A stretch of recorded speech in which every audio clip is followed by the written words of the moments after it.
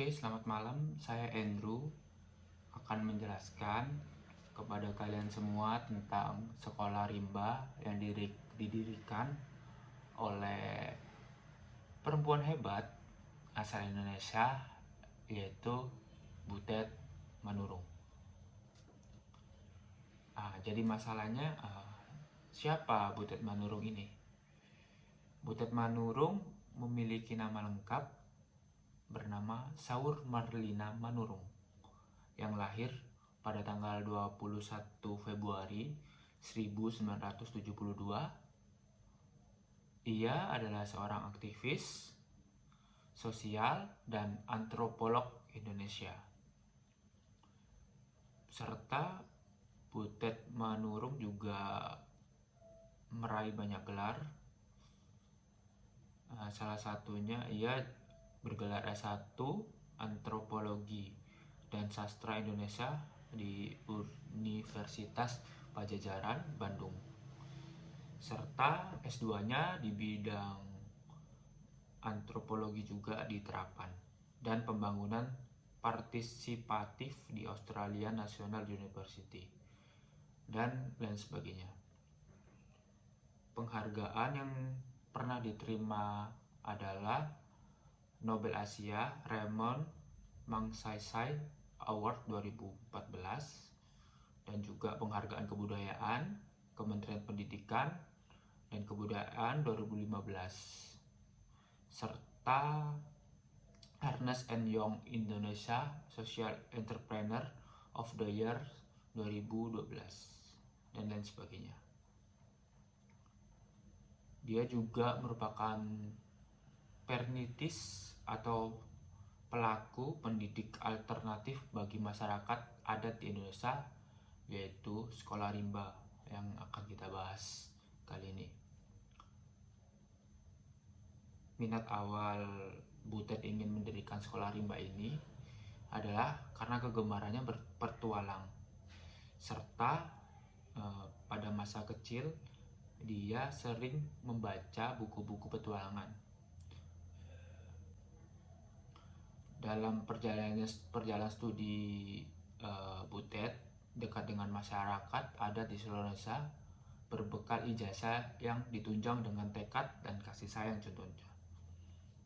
Butet menekuni pekerjaan yang dicintainya, berdiam di hutan sebagai pendidik orang-orang adat atau orang-orang rimba yang ada di sana.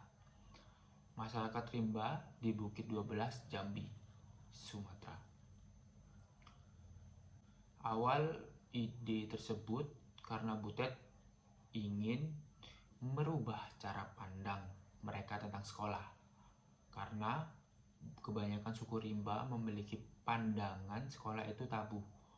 Bahkan mereka menyebut sekolah adalah setan bermata runcing, karena mereka semua menganggap orang yang bisa baca dan tulis sering membohongi orang-orang yang tidak bisa baca dan tulis, seperti orang rimba contohnya. Pendidikan seperti apa yang dilakukan oleh sekolah rimba?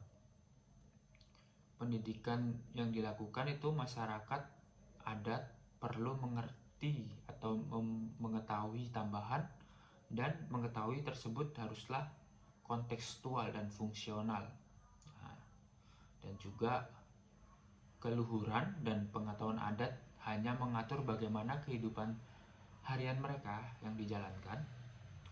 Dalam arti ia harus mengatur hubungan dengan sesama, lingkungan, which is hutan, dan juga dengan roh atau dewa yang mereka sebut Tuhan.